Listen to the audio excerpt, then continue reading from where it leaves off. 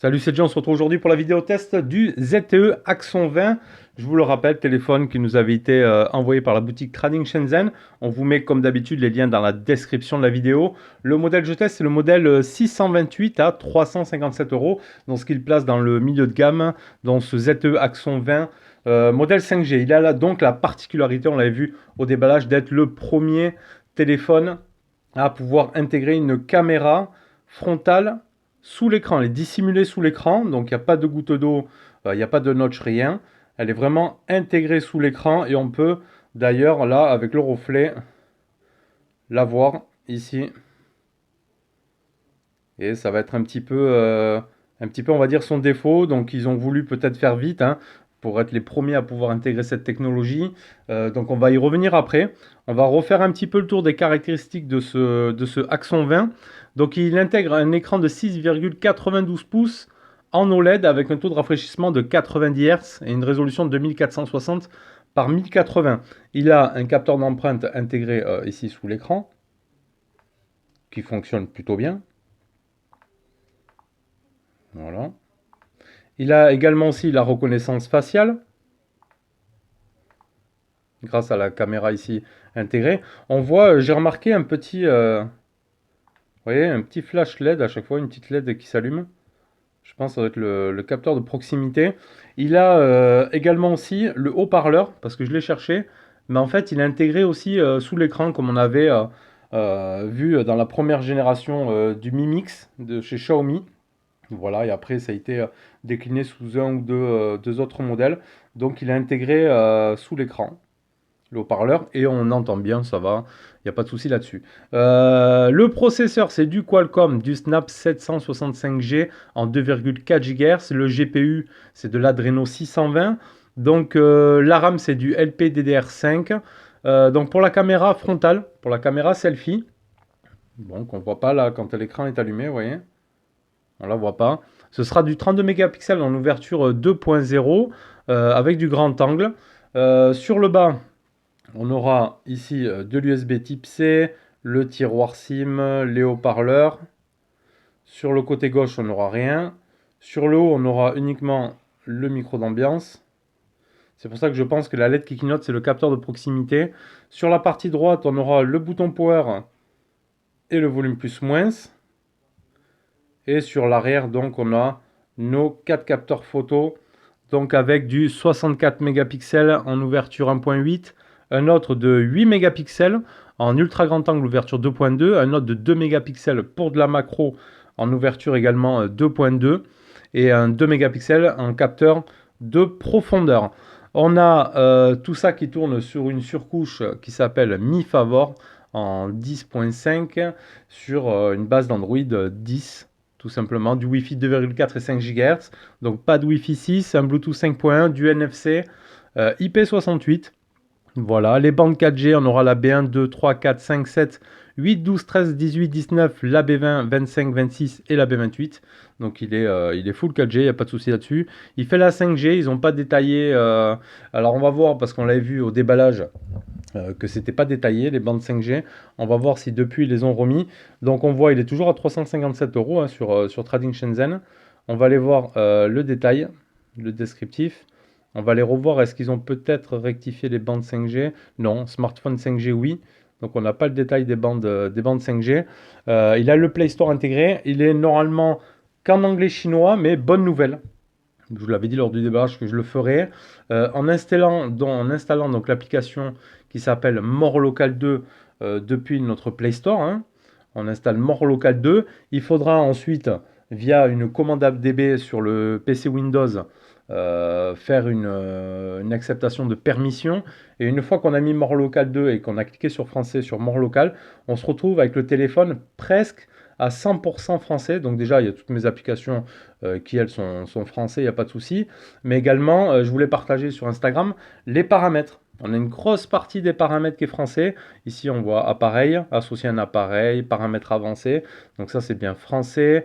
Les notifications et écran de verrouillage et tout ça, ça c'est français. Batterie, Fond d'écran, thème, vous voyez. Il y a une partie qui est un petit peu anglais, mais on a majoritairement du français qui est apparu. Et ça, c'est système ici, vous voyez, langue et saisie, mise à jour logiciel. On a vraiment une bonne partie en français et ça change tout un peu sur ce téléphone, hein. On n'est pas bloqué sur l'anglais chinois avec mort locale tout simplement. On aura du français, il fait 198 grammes, il a une batterie de 4220 mAh avec une charge de 30 watts et il faisait donc, on avait dit des dimensions de 172,1 par 77,9 par 7,98 d'épaisseur. Il n'est pas super épais, il n'est pas super lourd, mais il est super grand. Voilà, écran de 6,99 pouces. C'est vraiment immense. Donc, on va passer à l'affichage. Donc, sur cet écran, on n'aura pas de l'aide de notification, mais on a le Always on Display qui, franchement, il est là, là, on voit pas trop bien avec la lumière. Il va nous afficher toutes nos notifs, que ce soit de Messenger, on a le niveau de batterie, etc. Donc ça, bonne nouvelle. Pas besoin de passer par un Always on Display alternatif. Ça fonctionne bien. L'écran lui-même est agréable au toucher, il est fluide, donc on aura un taux de rafraîchissement de 90 Hz. On va aller voir ça de suite dans affichage. Donc ici, on aura du 60 ou du 90 en taux de rafraîchissement. Vous voyez, cette partie-là, par contre, est en anglais. On a l'amélioration de la vidéo. Après la saturation, on pourra choisir la température de couleur. On aura le mode sombre, hop, ou le mode clair. On est bien habitué maintenant au mode sombre. D'ailleurs, si je reviens ici dans le mode sombre, on peut choisir You can customize the Google Apps. Est-ce qu'on peut choisir? Non, il ne me trouve pas mes applications par contre. Normalement, on pourrait choisir ici les applications. Non, mais là, on ne peut pas le choisir. Donc, ce sera mode sombre pour tout. On ne peut pas choisir certaines applications. On a les effets d'écran, les températures de couleur, le mode simple, taille de la police, taille d'affichage et la rotation automatique. Donc, un écran fluide. Voilà, on a du 90 Hz sur ce milieu de gamme. On n'est pas sur un écran Edge et on n'est pas non plus sur un écran en bas ici super optimisé, hein.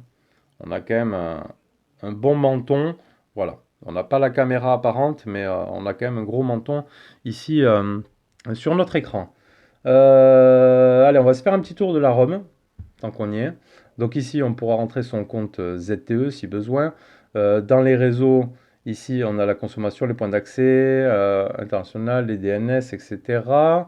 Dans l'appareil connecté, ici, on aura accès au NFC, donc le Bluetooth, le le Z Smartcast, ils appellent ça. C'est l'application de chez ZTE pour caster son écran du téléphone sur un autre écran ou autre. Voilà, ça c'est bien.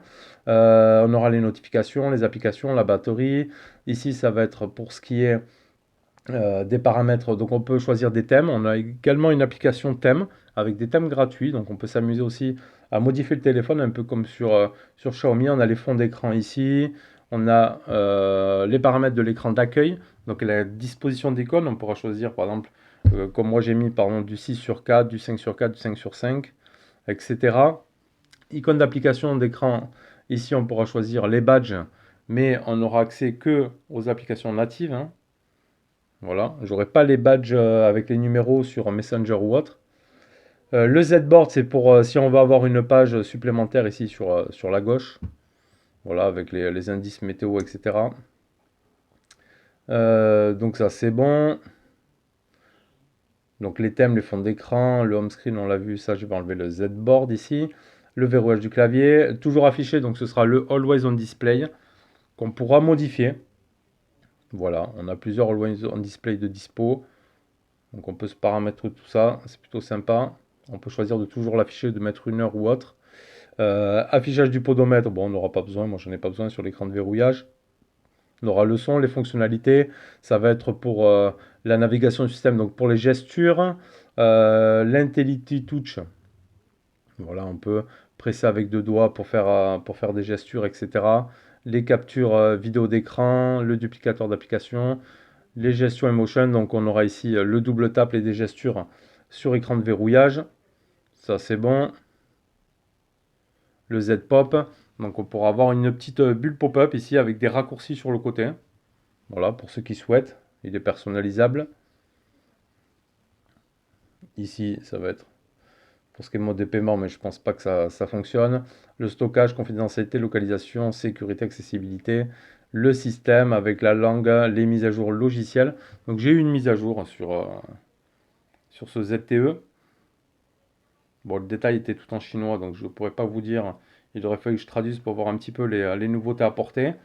Sinon, surcouche assez, ouais, assez agréable, hein, ça va, on s'y perd pas trop, tout est bien classé, ça va, pas de problème là-dessus. ROM qui tourne tout à fait bien, mais pas de souci. Le centre de contrôle ici, avec tous nos raccourcis, etc. On a l'enregistrement de capture vidéo, etc. Donc ça, c'est plutôt pas mal. Voilà pour notre écran. On va se jeter un petit coup d'œil donc sur Display Tester justement pour aller voir un petit peu est-ce que l'on voit notre caméra. Alors là, si je monte bien on va baisser un petit peu ici. Hop.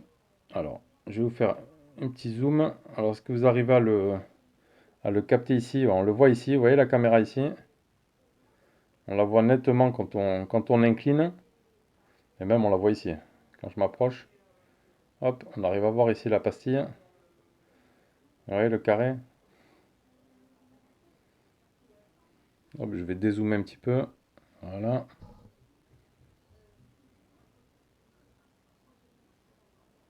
On la voit apparaître. Alors moi, je lui ai trouvé un défaut. On le verra après quand on fera la partie photo. Lorsqu'on va lire du texte en paysage, quand on va passer notre texte ici sur la caméra, ça va faire des petits défauts. Bon, après, c'est la première phase de cette technologie qui sort, hein. Ça peut que s'améliorer. On l'a vu aussi avec d'autres technologies, hein. Ça peut être que mieux. Bon, ils ont été les premiers à le sortir, hein, voilà. Ils ont eu ce mérite-là d'être le premier à sortir ça. Allez, on va aller se faire le petit benchmark. Donc on a le Snap 765G dessus et un score de 334 000 points. Donc sur AnTuTu. Voilà, tout simplement. Allez, on va se tester un petit peu UBG, voir si on peut remarquer peut-être des défauts d'affichage là avec cette caméra ici sur le côté. Voir ce que ça donne. J'avais pas l'info aussi sur le. Hop là, on va baisser un petit peu. Sur le son. Non, on n'est pas sur un son stéréo, on n'est que sur du mono. De plus que le haut-parleur de tête est dissimulé sous l'écran. Ah voilà, on va se faire notre petit PUBG. On va aller dans les paramètres. Affichage. Donc l'HDR n'est pas disponible dessus. On restera en HD, on va rester en qualité élevée et en mode classique. Et on va se démarrer une petite partie. Allez, c'est parti pour le décollage.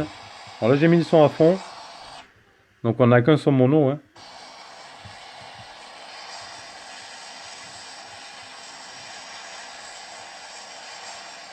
Alors pour l'instant ici, il faut rader un petit peu ici sur la gauche. Là, on le voit légèrement, le petit carré.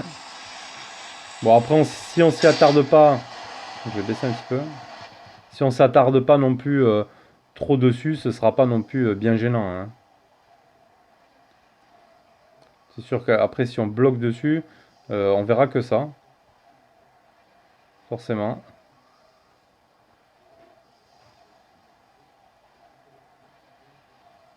Allez, on va venir se poser là.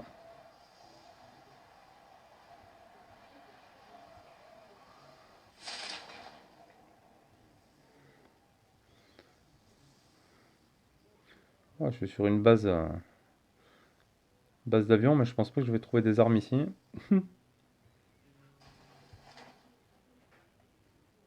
Allez, on va aller faire le tour un petit peu par là.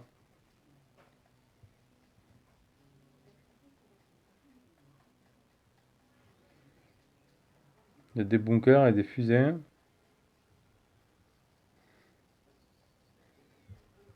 On va se remettre un peu de son. Il va quand même falloir que je m'équipe assez rapidement. Il y a l'air d'avoir du monde par là.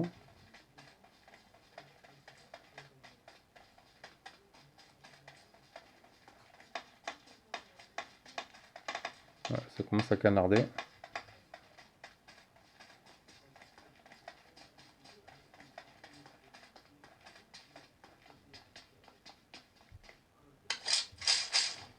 C'est bon, on est prêt.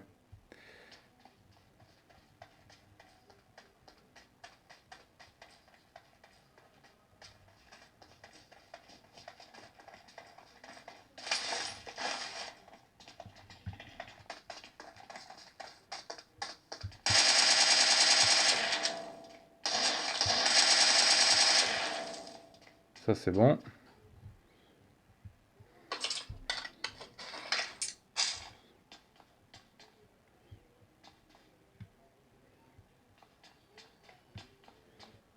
On va essayer d'en choper un deuxième.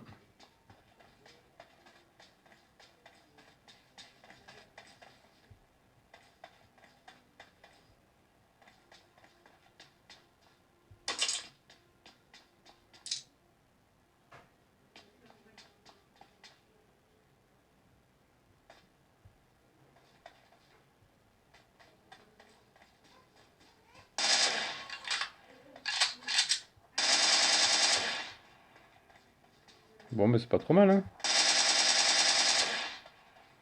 Après, c'est quand même plaisant sur un écran comme ça. Bon, on a une grosse bordure au niveau du menton.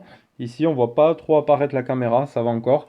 Après, le toucher, il est plutôt agréable. Ça a l'air de bien répondre et de bien réagir.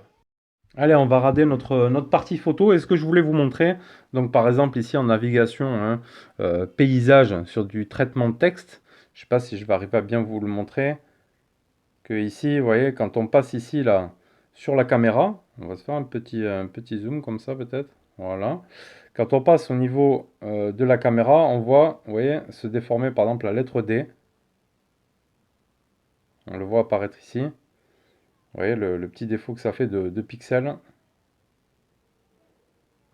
Donc c'est pour aller chercher vraiment le problème, hein. Mais ça se voit, voilà, un petit peu ici. Ça déforme un petit peu nos lettres. Donc c'était juste ce que j'ai remarqué moi en mode paysage sur par exemple du traitement de texte. Allez, notre partie photo. Donc on avait fait le tour un petit peu du logiciel lors du déballage. Donc on tombe directement ici sur un mode automatique avec le mode HDR, le flash, des filtres, etc. On aura notre résolution ici. Donc on pourra choisir le ratio en fait du 16 neuvième, 1 sur 1 ou du 4 tiers, ça c'est basique.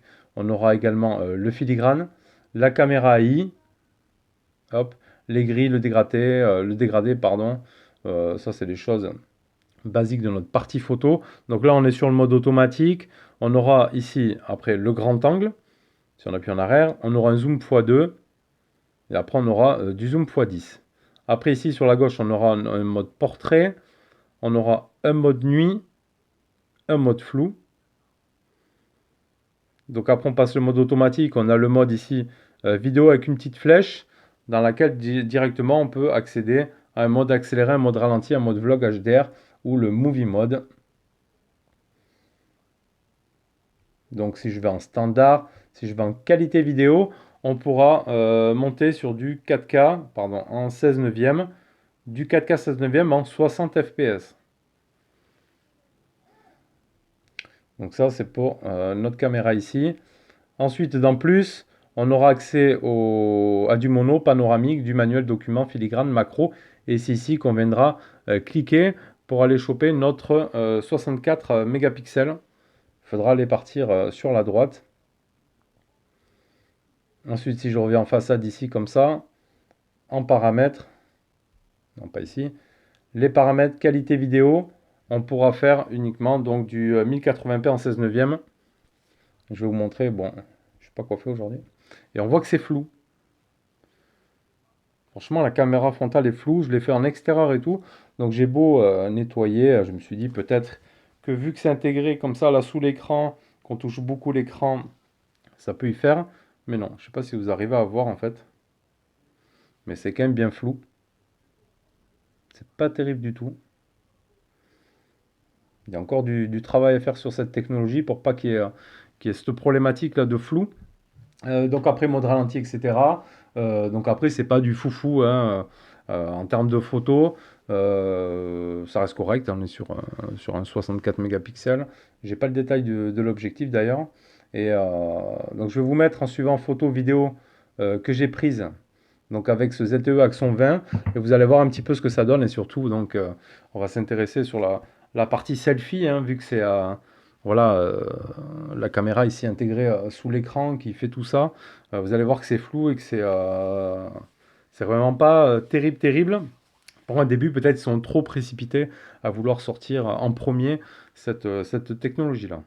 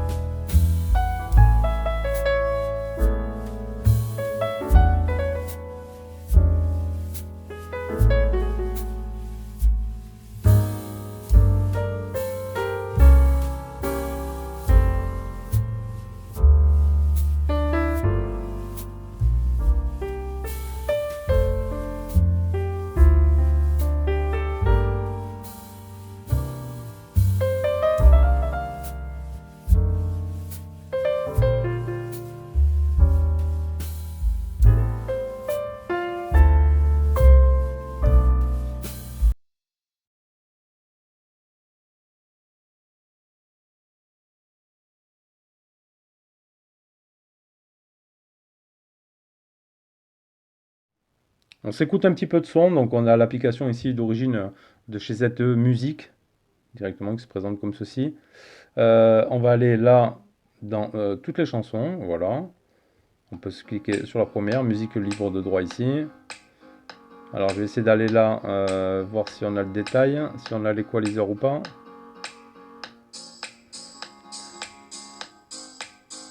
Ajouter, supprimer, détail, non. On a le son DTS.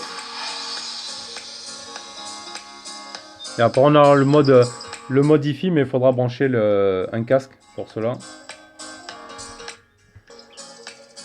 C'est pas super puissant, hein.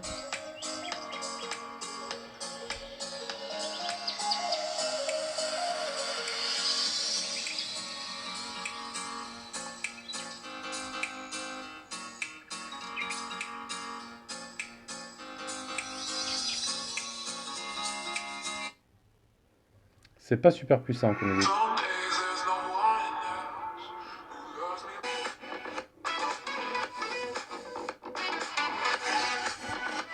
C'est même...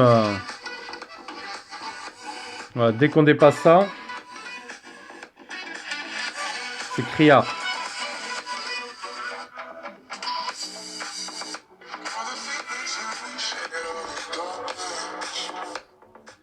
Donc le son comme ça en haut-parleur, il est pas terrible du tout, hein, honnêtement.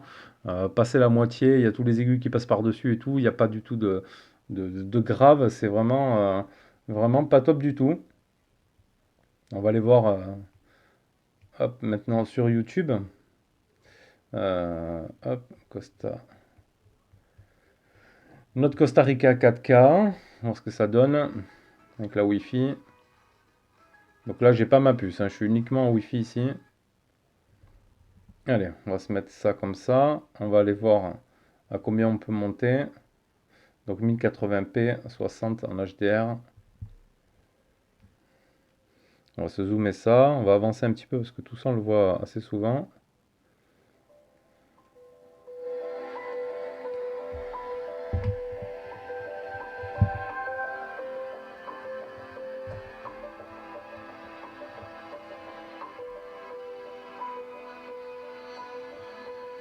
Ça, on va voir ici hein, le petit carré, vous voyez. C'est ce que nous, on va aller chercher à voir hein, sur ce téléphone. On va chercher à voir ici, vous voyez, le petit carré, le petit défaut. Donc après, il peut être gênant. Une fois qu'on le voit, après, on fait que s'y attarder dessus, vous voyez.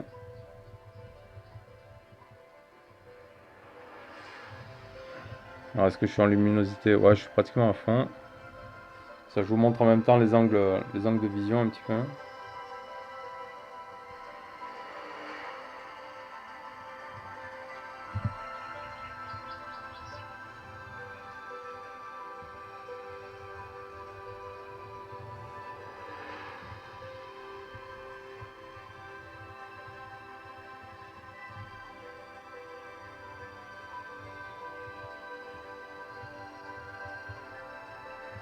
Voilà, ça se voit quand même.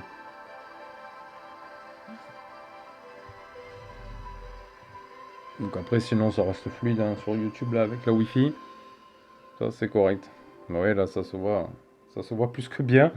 Donc j'espère que ça va s'améliorer dans le bon sens, qu'à l'avenir, quand ils vont proposer cette technologie, vraiment, on ne la voie plus. Ça risque peut-être d'être compliqué hein, de pouvoir faire ça. Mais bon, ils arrivent à faire déjà beaucoup de choses. Donc je ne doute pas qu'on arrive quand même à faire ça là-dessus. Donc voilà pour la partie musique. Ensuite, quoi d'autre? Donc pour dire, montrer ici, donc Netflix, lui, n'est pas disponible sur le Play Store, mais j'ai téléchargé l'APK sur le site Netflix tout simplement, sans passer par une version antérieure ou quoi. Ça fonctionne. Voilà, je suis connecté à mon compte, je peux lire mes vidéos sans souci. Donc Netflix fonctionne, il n'est pas disponible via le Play Store ici, parce que c'est pas le Play Store qui est intégré en natif, hein, il a été donc rajouté, paramètres, vous voyez, pourtant l'appareil il est noté certifié, mais si je vais chercher ici Netflix par exemple sur le Play Store, il me le sort tout simplement pas. Vous voyez. Donc je l'ai mis en APK, il fonctionne, sur ça il n'y a pas de problème. On va aller regarder la partie DRM, donc il est en Security Level en L1. Il est en L1. Support HDR10, HDR10+, HLG. Voilà pour les détails du DRM Info. Donc Netflix fonctionne, etc. Tout ça c'est bon. La partie GPS fonctionne bien. Il n'y a pas de problème là-dessus. Donc après en application, bon, on a plein de petits trucs qu'on peut supprimer. On aura l'aide au jeu ici. Le Game Assistant. Moi, je ne l'ai pas activé d'ailleurs pour le jeu. Tiens.